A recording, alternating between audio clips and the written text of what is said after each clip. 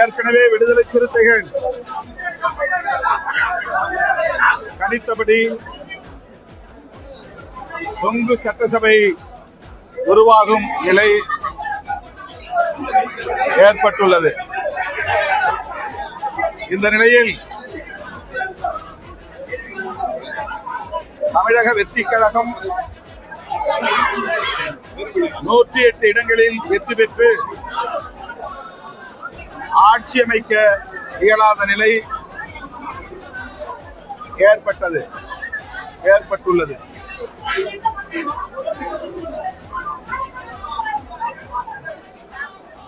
திராவிட முன்னேற்ற கழகத்தின் தலைமையிலான மதசார்பற்ற முற்போக்கு கூட்டணியில் விடுதலை சிறுத்தைகள் கட்சி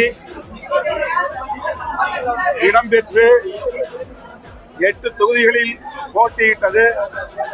2 தொகுதிகளில் வெற்றி பெற்றோம்.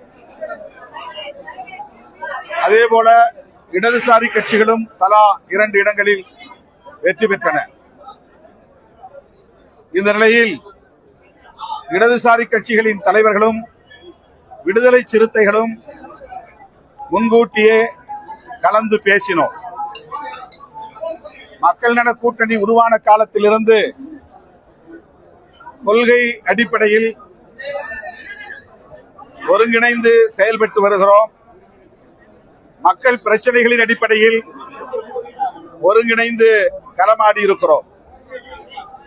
ஆகவே இந்த அரசியல் நெருக்கடி உருவாகி இருக்கிற சூழலில் இடதுசாரி கட்சிகளும் விடுதலை சிறுத்தைகளும்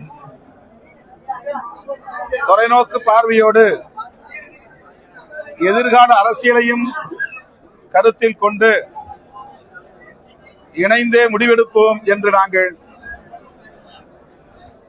கலந்து பேசி அதன் அடிப்படையில் அறிவிப்பு செய்திருந்தோம். இடதுசாரி கட்சிகள் இந்திய கம்யூனிஸ்ட் கட்சி மற்றும் மார்க்சிஸ்ட் கம்யூனிஸ்ட் கட்சி ஆகிய இரு கட்சிகளும்